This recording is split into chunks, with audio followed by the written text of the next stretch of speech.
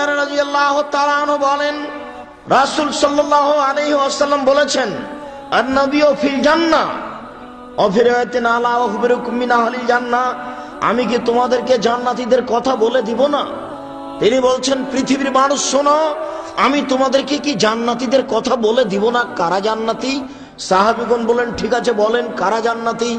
তখন আল্লাহ রাসূল বলেন, এক, আন-নবিয়্যু ফিল জান্নাহ, নবীগণ জান্নাতে যাবেন। দুই, অসিদ্দিকু ফিল জান্নাহ, যারা সত্যবাদী তারা জান্নাতে যাবেন। তিন, অশাহিদু ফিল জান্নাহ, যারা শহীদ তারা জান্নাতে যাবেন। অল মাউলুদু ফিল জান্নাহ, যারা বাচ্চা প্রসব হতে মারা যায় তারাও জান্নাতে যাবে।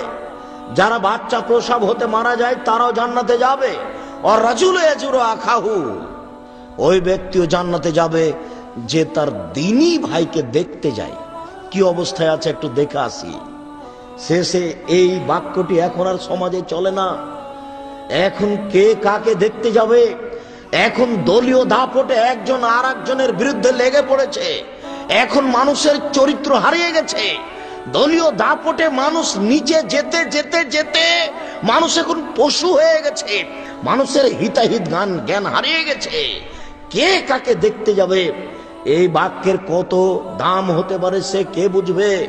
রাসূল সাল্লাল্লাহু আলাইহি ওয়াসাল্লাম বলেন, কোন মানুষ যদি তার একজন মুসলিম ভাইকে দেখতে যায় উদ্দেশ্যে যে একটু দেখে আসে উনি কেমন আছেন, কিভাবে থাকেন, এইভাবে যদি কেউ দেখতে যায় তাহলে সেও জান্নাতে যাবে।